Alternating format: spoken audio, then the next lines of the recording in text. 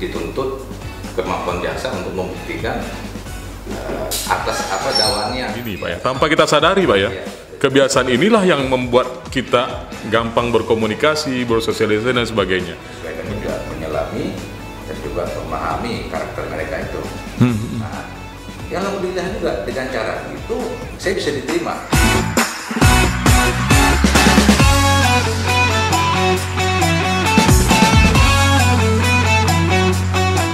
Selamat datang di dunia nyata, karena ini bukan mimpi. Pak Akmal Akbas. Luar biasa, suatu kehormatan Pak. Selamat datang di podcast Bukan Mimpi. Hari ini podcast Bukan Mimpi kedatangan salah satu sosok yang sangat penting, salah satu tokoh di Provinsi Riau, yakni Wakajati Riau, Pak Akmal Akbas. Apa kabarnya Pak? Sehat? Alhamdulillah sehat. Terima kasih juga ini kesempatan dalam podcast kali ini. Ini beliau rela datang kemari di tengah kesibukan kerjanya luar biasa. Gimana Pak akhir-akhir di awal-awal tahun 2023 ini kesibukannya? Kalau untuk bukan kerja sendiri, luar biasa atau gimana? Ya, namanya pekerjaan tekan untuk menumpuk bertambah terus ya. Katakan kriminalitas ya meningkat juga.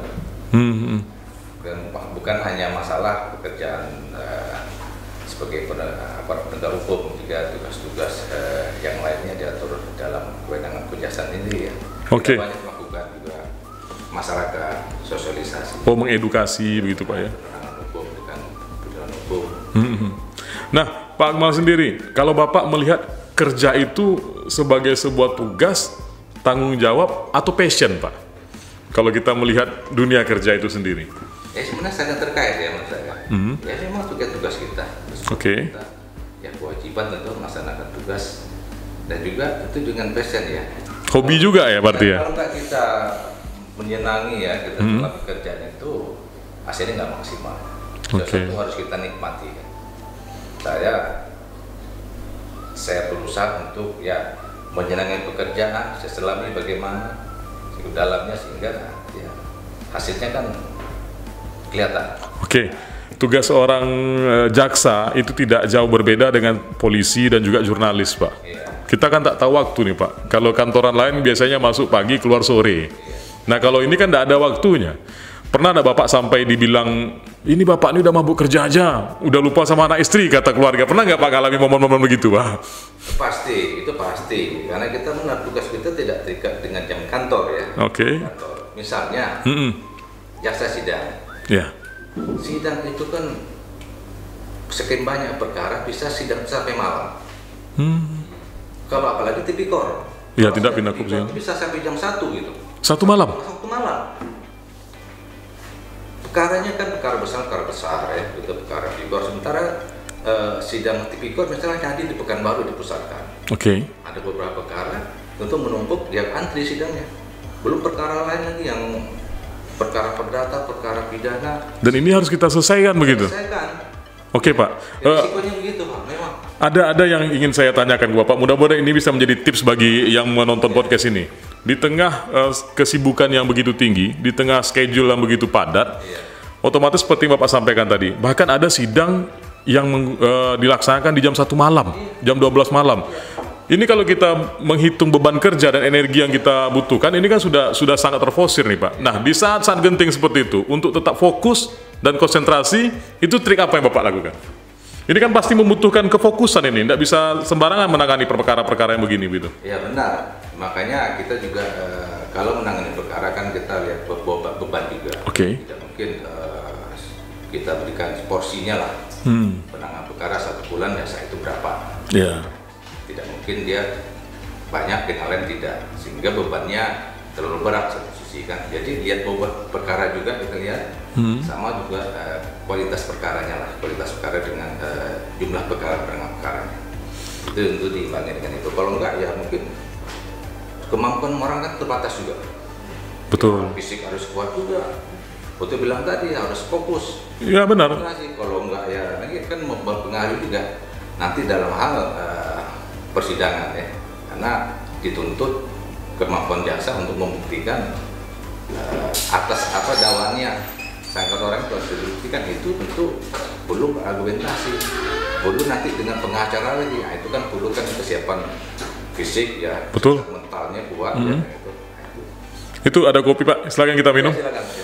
Atau jangan-jangan Bapak sering ngopi nggak Pak? Kalau pas lagi udah mulai momen nih gitu, istirahat bawa ngopi gitu. Memang ini Pak, teman saya ngopi. Kalau kerja ya ngopi. Ngopi ya Pak ya? Biasa. Pak, kita sedikit flashback ke belakang Pak. Mungkin banyak orang yang melihat Pak Akmal sekarang ini adalah suatu sosok yang cukup populer, seorang tokoh, seorang pejabat tinggi di Riau. Namun kan tidak banyak yang tahu backgroundnya seperti apa, basicnya dulu seperti apa. Ketika masyarakat ataupun orang melihat Bapak sekarang itu kan enaknya saja. Enak tuh, Wakajati, pejabat tinggi, jaksa gitu, dihormati. Namun kan dibalik itu semua ada proses, ada fase yang Bapak lalui. Dan kadang tidak jarang di fase-fase itu entah berapa banyak air mata harus kita keluarkan, entah berapa banyak darah yang harus kita keluarkan, entah berapa banyak pengorbanan. Nah ini yang ingin kita sedikit gali dari Bapak. Mungkin bisa Bapak ceritakan berasal dari mana begitu, dan awalnya apakah sudah bermimpi menjadi seorang jaksa atau bagaimana Pak? Ya mungkin saya flashback belakang lah ya. Iya, kita flashback. Tapi ya sebelumnya saya juga, ya saya nggak merasa juga orang merasa tokoh. Ya saya biasa-biasa aja. Rendah hati beliau rendah hati. Saya begini aja. Oke. Sudah posisi saja sekarang saya jadi wakil di sini ya. Oke. Jadi sebenarnya juga kalau flashback belakang ini, kalau saya dulu tinggal di komplek ya, saya juga pernah dengan tetangga dengan teman kita Pak Daya. Kebetulan tetangga saya itu jaksa. Tetangga sebelah rumah. Seorang jaksa? Saya ingat namanya Pak Anas. Pak Anas. Saya kecil-kecil waktu itu. Saya melihat dia berpakaian dinas itu, walaupun jarang ya, ini kok gagah sekali orang itu. Itu pertama kesannya Pak ya? Kesannya. Oke, siap. Inspirasi mungkin, makanya saya pikir lingkungan mempengaruhi. Makanya kita di mana lingkungan mungkin itu akan mayoritas untuk mempengaruhi mungkin apa kita ya, mata kita juga. Cara pandang kita gitu. Mungkin ada cita-cita kita. Betul. Saya mungkin di situ. Kalau basic keluarga nggak ada dari jaksa Pak? Maka saya basic keluarga nggak ada. Tetangga yang malah? Tetangga. Kok begitu gagahnya begitu kan? Kita kecil dulu kan. Nah mungkin dari situ juga saya sudah terpatri juga. Mungkin suatu saat saya pengen seperti gitu. Nah, mungkin dikabulkan Allah. Sekian tahun saya tidak terfokus lagi ke cita-cita yang dari kecil itu. Ya karena fase remaja berubah Pak ya. Lagi berubah lagi kan. Benar. Lihat teman begini, lihat begini, kita kuliah sampai sarjana hukum. Nah itu mulai terbuka lagi saya. Ada perencanaan enggak Pak? Ini kan pernah bermimpi pengen jadi jaksa karena melihat tetangga yang gagah tadi. Ketika mengambil jurusan di kuliah, kenapa memilih hukum? Ada rencana ke sana atau hukum aja lah gitu atau bagaimana Pak? Nah ini mungkin agak kiluk-kiluk hidup saya ini agak banyak lah ya. Ya. Sebenarnya dulu saya fakultas hukum kuliah, dulu ada paman saya itu kerja di imigrasi. Atau saya kerja di imigrasi aja lah. Jadi kan situasi berubah dulu kan. Iya benar. Saya melihat paman di imigrasi, pengen imigrasi juga. Iya. Tidak terpikir fakultas hukum itu kan. Waktu saya tanya, apa basic kalau di imigrasi? Oh dulu dia sampai sarjana muda hukum katanya kan. Ada dulu istilahnya masuknya dia sarjana muda hukum. Nah, diterima. Oh berarti saya harus fakultas hukum. Malah targetnya imigrasi ya? Imigrasi waktu itu. Oke, siap. Ini menarik ini. Ya, ini jangan saya ceritakan ini. Sekarang saya ceritakan masalah luar biasa. Di belakang saya ini ya. Setelah itu saya tertarik begitu, ingin kerja seperti paman saya kuliah fakultas hukum lah. Jadi saya kuliah di Jogja, saya kuliah fakultas hukum UII ya di Jogja, dengan target saya sarjana muda. Oh targetnya sarjana muda, ya, oke siap. Saya masuk 84. Waktu saya mulai kuliah, nggak ada lagi sarjana muda waktu itu, langsung S1. Sebelumnya memang ada namanya strata sarjana muda. Maka waktu itu, saya masuk nggak ada lagi. Berarti saya langsung S1 selesaikan. Nah selesai S1, di situ saya juga pulang lah. Nah, selesai pulang ke rumah ke orang tua di balik kampung. Nah di situ keinginan masa kecil saya itu seperti memori saya lagi. Waktu dulu itu kembali lagi dia. Itu Itu disebabkan juga karena juga ada keluarga juga di Kejaksaan, dan waktu itu dibilangnya bukan keluarga sih, orang sekampung lah ya. Iya. Ingat saya tuh Muslimat, ada penerimaan katanya. Oke. Wah, ini kesempatan, saya bilang. Kesempatan ya waktu saya ikut tes, tapi tesnya di Jakarta. Tapi bilang kalau orang tua saya udah, kalau memang kamu udah tekad situ ya silakan aja. Akhirnya berangkat. Orang tua sport, akhirnya saya berangkat di Jakarta. Itulah saya selama 3 bulan proses, 3 bulan berjalan 4 bulan proses tesnya itu. Tesnya 4 kali tes Pak, 4 tahap. 4 tahap, oke. 4 tahap proses. Ya alhamdulillah. Keempat-empatnya lulus. Keempat-empatnya lulus sampai akhir. Di sana ada keluarga yang menunggu atau memang di sana berjuang sendiri, Pak? Berjuang sendiri saya, berjuang. Itulah tekad dia memang mungkin tadi bagaimana sudah bertekad ya atas ridho dari orang tua ya. Orang tua, doa orang tua, alhamdulillah bisa tercapai, dan alhamdulillah ya, bisa sampai sekarang ini. Luar biasa. Memang banyak liku-liku Pak ya. Kalau Bapak bilang tadi juga ceritanya bagaimana tidak ujuk-ujuk langsung. Benar. Nah, memang saya perjalanan karir saya memang penuh liku-liku juga. Artinya tidak semulus gitu ya? Tidak semulus gitu. Nah, artinya begini, dimana kita memang untuk sudah kita menyelami itu ya, kita betul total di dalam melaksanakan keinginan tugas-tugas kita, pasti hasilnya akan baik. Oke. Dan saya juga tidak kemana diperintahkan, saya jalan. Saya laksanakan tugas. Saya tidak asal ditugaskan dimanapun, saya jalani dengan senang hati. Saya coba tidak ada keluh lah. Artinya kita bekerja memang dengan niat dan keikhlasan yang tulus, jadi apapun kita jalani begitu. Dengan ikhlas, benar dari katanya ikhlas ya, ikhlas dan tidak memikirkan ini hasilnya nanti jadi apa. Tidak, saya tak pikirkan itu. Oke. Misalnya, nanti saya mau jadi, enggak. Kita tidak ada target kita harus menjadi ini, menjadi ini. Kita hanya menjalani tugas. Saya tanya tugas dengan baik. Dan takdir Allah mengantarnya kita ke titik-titik tertentu gitu. Nah, karena gini juga ada juga teman,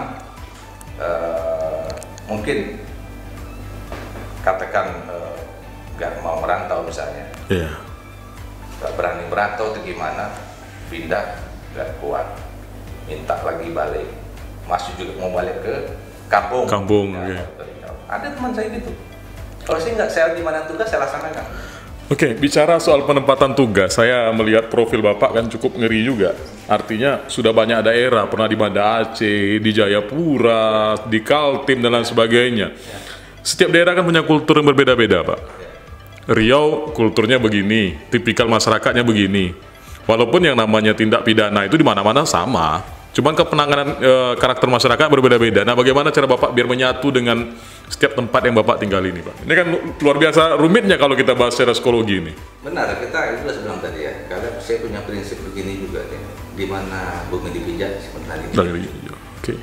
Jadi saya berusaha bagaimana mensosialisasikan masyarakat kondisi tempat tersebut ya, lokal wisdomnya lah kita coba menyesuaikan gitu. Seperti di Aceh, saya pernah tugas di Aceh. Itu Aceh kan sangat religius. Benar, iya. Hukum-hukum agamanya kental gitu. Ini kan masih berlaku namanya kanun itu, yang namanya hukuman kanun itu, dan masyarakat begitu ya, kita harus begitu. Seperti kita ikut dalam setiap bulan Ramadan gitu ya. Iya. Kita keliling. Oh, berarti tidak berhenti tuh Pak ya, dari masjid ke masjid, betul. Ikut rombongannya dari Pemda, dari kita sendiri. Ya. Jadi gimana kita menyesuaikan kondisinya dengan suatu daerah, dan alhamdulillah gimana kita bisa diterima. Nah, pendekatan itu yang gampang. Kalau di Papua. Nah ini menarik. Ada pengalaman nggak di sana yang mungkin bisa kita share, Pak? Itu justru pengalaman Papua yang begitu sangat, ya saya sangat bersyukur juga, walaupun orang mungkin ditugaskan ke Papua mungkin langsung banyak nolak ya. Pasti namanya nolak. Sudah takut duluan. Dan saya dulu begitu pertama. Tapi saya pikir bodoh sekali. kita kok nggak kok masih khawatir. Oke. Ya, kok ini masih Indonesia kok gitu. Berapa tahun di sana, Pak? 2 tahun saya di sana. 2 tahun, bukan waktu yang sebentar. Oke. Makanya saya bilang kan, jadi saya juga ini nggak mungkin cara kultur di sana itu kan agak keras orangnya. Benar. Dan juga masyarakatnya kan berbeda lah. Benar. Baik secara pendidikan, tingkat sosial, adat istiadatnya berbeda. Juga yang kurang agak jauh lah berbeda. Iya. Nah itu yang mungkin saya coba menyesuaikan juga, menyelami dan juga memahami karakter mereka itu. Nah, ya alhamdulillah juga dengan cara begitu saya bisa diterima. Jangan-jangan punya saudara di sana gitu? Memang, banyak saudara. Jadi sebagai saya terus terang saja, saya tugas keliling Indonesia juga. Yang namanya untuk menjadi kawan, menjadi sahabat saudara itu di Papua. Ini mematahkan argumen tentang Papua itu seram. Oke, ini menarik. Dengan mereka, kita sudah bisa menyatu dengan mereka ya, memahami mereka seperti saudara. Di antara saya tugasnya dengan orang Papua, saya sampai sekarang berhubungan. Artinya meninggalkan kesan yang luar biasa begitu Pak ya? Komunikasi sampai sekarang. Itu, jadi saya bilang enggak, Papua gitu. Bagaimana kita menyelami kata masyarakatnya saja, asal kita bisa menghargai mereka, memahami mereka, mengayomi mereka, kalau mereka lebih hormat. Artinya menghargainya tinggi begitu Pak? Menghargainya tinggi. Itu saya sendiri mengalami 2 tahun di sana. Bagaimana saya bisa untuk merangkul mereka ya? Karena saya orang tempatan di sana. Kita juga punya program-program untuk sampai ke desa-desa, karena kan namanya di sana distrik ya, kecamatan itu. Kita masuk ke dalam daerah, malah disambut dengan baik dan penghargaan kita di sana. Luar biasa, luar biasa. Ada sebenarnya tadi begitu luasnya Indonesia, banyak macam ragam yang ada istiadatnya. Ya, akhirnya saya itu kayanya Indonesia. Artinya kalau dari perjalanan Bapak tadi yang saya tangkap, dimanapun kita bergaul dengan siapapun itu bukan masalah. Yang masalah itu diri kita sebenarnya Pak ya. Kalau kita baik, kita bagus begitu. Ya bagaimana kita mau masuk ke suatu komunitas? Tentu kita menyalami kepada komunitas tersebut, bukan ego kita yang kita bawa. Ya kita tonjolkan di sana begitu. Ya nggak masuk, gimana nggak masuk? Nah mungkin itu cara pendekatan sosiologis gitu ya. Mungkin untuk seperti masyarakat Papua sendiri ya. Saya pikir enggak. Saya sudah 2 tahun di sana, saya no problem, nggak ada masalah. Nyaman-nyaman saja? Nyaman-nyaman aja. Bahkan ada niat mau berkunjung lagi main-main ke sana gitu Pak ya? Itulah, ini persahabatan saya sekarang, mereka masih komunikasi dengan saya. Mereka masih memberi kabar. Memang mereka kalau untuk sudah kita bisa masuk ke mereka, seperti saudara lah. Itulah saking bagusnya secara hubungan ke personalitas kemanusiaan dengan masyarakat Papua sendiri. Walaupun banyak perbedaan dengan kita ya, ada istiadat. Ada segala macamnya. Tapi itu tidak menjadi pembeda, justru itu yang menyatukan kita Pak ya? Tidak menjadi pembeda, bagi saya bukan hambatan bagi saya. Kalau kita lihat seorang sosok Pak Akmal Abbas ini adalah sosok yang supel, yang gampang bergaul dan komunikatif. Siapa orang yang selama ini mempengaruhi seorang Pak Akmal Abbas ini sehingga terciptalah sosok yang seperti ini? Baik terserah dari keluarga ataupun siapa. Siapa orang yang paling berpengaruh ini terhadap karakter Bapak sendiri? Memang orang tua saya, Bapak saya almarhum, ya banyak menginspirasi saya. Ya terus terang saja ya saya menjadi ini karena beliau juga, sampai ibu juga doa orang tua ya. Apa yang paling Bapak ingat kalau kita bicara soal sosok Bapak tadi, seorang ayah tadi? Ayah saya itu orang yang spesialis. Memangnya abah ya, sosial, walaupun dia memang seorang ustadz ya, agama. Ada suatu hal yang tidak bisa kita, bagaimana dia memberikan pelajaran pada anak-anaknya lah, khususnya mungkin saya juga, bahwa dalam kondisi apapun ya, pendidikan itu dulu. Sangat memperhatikan pendidikan, diutamakan pendidikan kamu, pendidikan dan agama yang lupa. Artinya pendidikan dan agama ini adalah hal yang paling fundamental bagi beliau Pak ya? Basicnya agama, karena juga saya di basic dari orang tua yang agama mengajarkan, sehingga dan bagaimana orang tua saya juga karena ya dulu kan dia ikut politik juga ya, politik sehingga dia banyak ke masyarakat dan kadang-kadang saya dibawa. Oh, sudah dididik dari dulu Ya, ternyata. saya dibawa juga gitu ya. Jadi ada sekali dibawa lah kadang ini, dan itu yang mungkin bagaimana hidup bermasyarakat, bergaul dengan masyarakat yang mungkin banyak ya lah dari situ, dari yang saya ambil tadi mungkin pembelajaran hidup bagi saya gitu. Bergaul dengan masyarakat ya, bagaimana orang tua saya mau balik, orang tua saya politik juga, tentu dia banyak terjun ke masyarakat. Nah saya mungkin di situ melihat bagaimana untuk bisa menjadi mungkin suatu saat jadi pemimpin kita ya, bagaimana kita bisa merangkul Masyarakat dari tadi. semua golongan, dari semua ini, karena kita merangkulnya itu mungkin yang Artinya dari kecil itu sudah ditanamkan instrumen-instrumen ini, Pak ya, tanpa kita sadari, Pak ya. Kebiasaan inilah yang membuat kita gampang berkomunikasi, bersosialisasi dan sebagainya. Oke. Tapi juga saya juga kan sebagai seorang jaksa ya. Ya.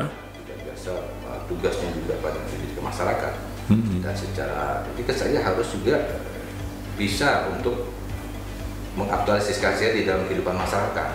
Bagaimana saya seperti kita memberikan tujuan masyarakat, memberikan tujuan hukum, kita bagaimana masuk ke suatu masyarakat supaya bisa diterima sampai misi kita, sampai program kita sampaikan. Nah, tutup dengan cara.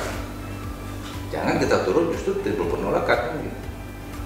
Makanya kita ke masyarakat dengan pola-pola kita berdekatan ke masyarakat sehingga misi kita sampaikan diterima masyarakat.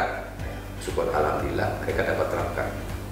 Setidaknya berikan pemahaman ya kepada masyarakat. Ya.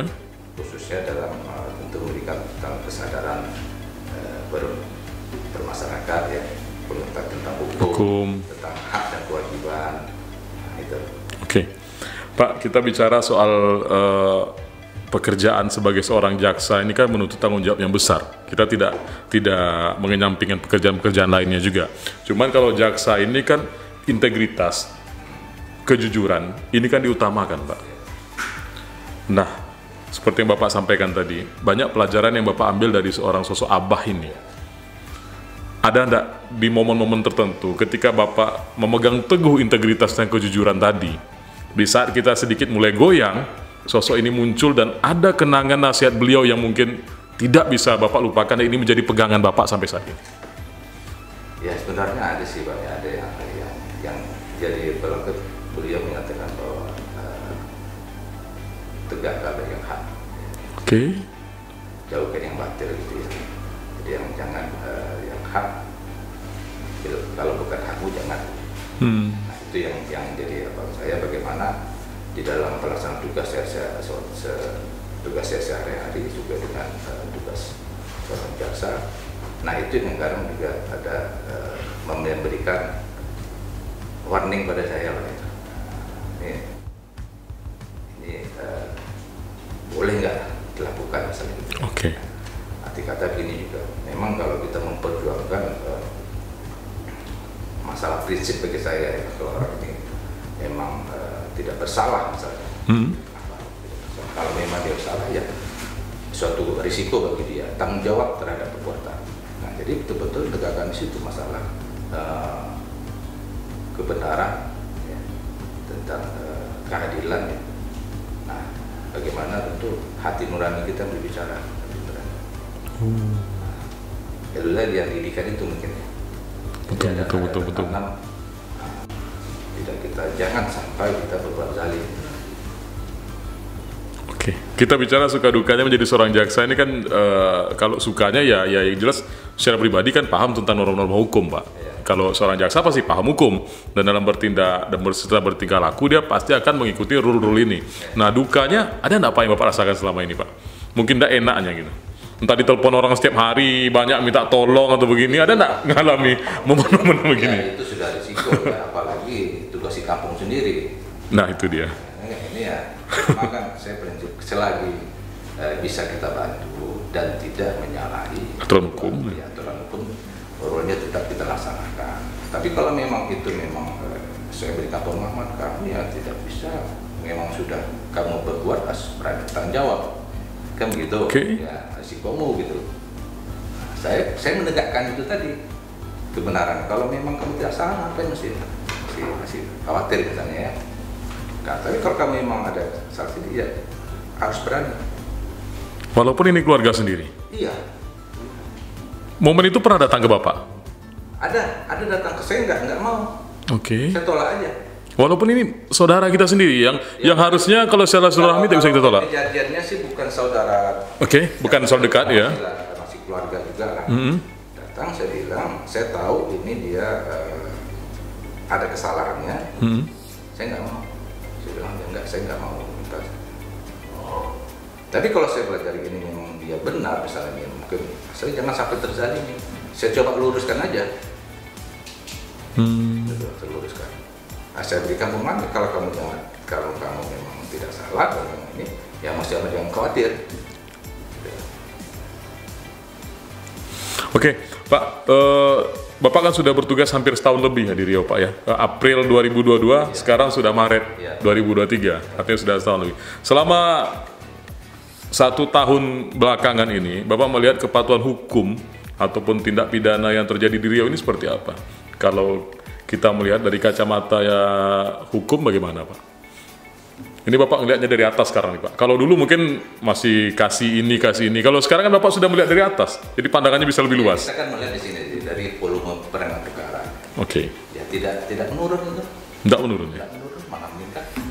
Apa yang harus dibenahi? Nah ini mau kita. Ya mungkin begini Pak, ya kan banyak kasus. Saya pikir ini salah satu dari kota itu sudah makin besar ya. Kompleksitasnya besar juga masyarakatnya, sehingga tentu mengikut tingkat kriminalitas juga. Itu kan salah satu faktor juga. Suatu daerah yang makin maju makin besar, persaingan makin tinggi. Ya banyak mungkin dari segi kaji juga tentu banyak ada pengaruhnya ke situ. Betul. Karena begitu. Kebutuhan masih meningkat, Pak ya. Mana kota besar pasti kriminalitas meningkat. Jadi justru sekarang ini malah tambah meningkat, Pak ya? Ya, kalau dari volume perkara tidak menurun. Tidak menurun. Yang paling banyak itu kasus apa, Pak? Yang paling rawan gitu? Ini narkoba. Kita sudah 25 orang sudah tahan hukuman mati kita tuntut, tapi enggak juga aja. Ini khusus di Riau? Di Riau. 25 orang hukuman mati? Sudah ada tuntut hukuman mati. Ternyata ini belum memberikan efek jerah begitu ya? Nah, jadi makanya kalau bukan itu tidak otomatis harusnya itu suatu untuk efek jerah ya, dataran efek bagi yang melakukan ini akibatnya berat. Tapi nggak mungkin karena ini bisnis yang paling menggiurkan kali ya. Nah benar. Karena rasa ketakutan terhadap hukuman mati itu hilang demi keuntungan menjanjikan tadi, Pak ya. Menjanjikan tadi, dan juga yang lupa di sini kan berbatasan dengan Malaysia. Nah, yang narkotik itu banyak dari memang Malaysia, yang banyak hukuman mati itu termasuk karena satu faktor yang memberatkan karena terlibat dalam jaringan internasional dari Malaysia itu, dan jangannya sekali masuk puluhan kilo sampai 100 kilo. Ini yang terus diberantas oleh kejaksaan ya bersama pihak polisi ya. Jadi pihak polisian yang BNN ya, BNN pusat turun tangan dengan perkara itu, kita yang menyidangkan. Nah untuk itu yang bayangkan kalau 100 kilogram sabu-sabu masuk ke Indonesia, tersebar berapa orang yang makan teler ya, berapa orang korban yang kita dasarnya, berapa banyak generasi yang akan rusak begitu, Pak ya. Mereka sudah tahu hukumannya apa. Tadi mungkin dulu karena ini bisnis yang paling menggiurkan. Pak, kalau turun ke lapangan edukasi mengenai ini sering disampaikan apa? Kita semua di aparat juga semuanya, kita juga melakukan penyuluhan hukum menyangkut masalah bahaya narkotik.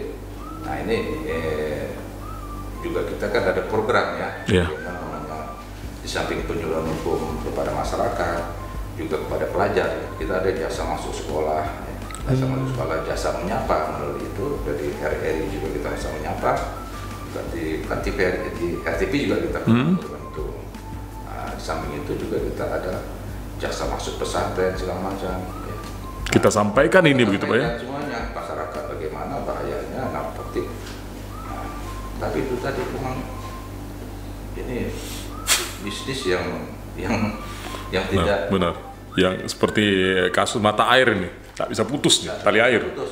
Padahal itu kan memang akhirnya ini sudah kan masalah darurat ya, masalah kita di pasar sendiri, masalah narkotika ini darurat narkotika lah kalau di Indonesia ini. Segala macam kita buat sehingga termasuk juga korban-korbannya, korban penyalahgunaan ini kan ya pengguna-pengguna ini. Kasihan anak-anak masih anak muda kan, generasi muda harapan bangsa ini yang jadikan ya mau jadi apa kalau sudah kena gitu. Akan rusak secara fisik, akan rusak secara mental. Kalau katakan kita tahun 2030 nanti kita bonus demografi. Nah, kalau masyarakat yang gitu yang generasi yang gitu apa ini bonus yang merugikan begitu. Itu kan. Betul. Itu dasarnya itu. Makanya ini juga maksudnya juga bukan hanya peran aparat penegak hukumnya sebenarnya, semuanya lah masyarakat. Semua pihak berarti Pak ya. Jagalah dari pihak keluarga dari awal ya, dari kecil, menjaga bagaimana anak-anak keluarganya jangan sampai kena narkoba. Artinya benteng utama daripada ini adalah keluarga sendiri. Orang tua berperan besar. Sangat berperan di dalam keluarga. Kan juga bukan ke masalah keagamaan misalnya. Kembali lagi ke cerita awal tadi, lingkungan Pak ya. Bapak terpengaruh menjadi jaksa karena lingkungan Bapak ada yang jaksa, dan bisa jadi orang terpengaruh narkoba karena lingkungannya tadi yang rusak. Lingkungan sangat mempengaruhi. Apa pesan Bapak Pak yang di segmen terakhir ini, apa pesan Bapak kepada masyarakat Riau terkait kepatuhan hukum yang ada di Riau ini? Apa yang ingin Bapak sampaikan? Sikit aja sebenarnya. Oke. Kenalilah hukum dan jauhi hukuman. Artinya ya pahamilah. Kenalilah hukum dan jauhi hukuman. Sedikit tapi ini padat ini Pak. Oke. Ya kami ucapkan terima kasih Pak sudah berbagi kisah di podcast Bukan Mimpi ini. Sukses terus Pak Kajati. Mudah-mudahan karir Bapak kedepannya lebih baik lagi. Tetap semangat dalam penegakan hukum. Tetap menjadi orang yang komunikatif dan juga berintegritas dalam bertugas. Selamat datang di dunia nyata, karena ini bukan mimpi, Pak Akmal Abbas.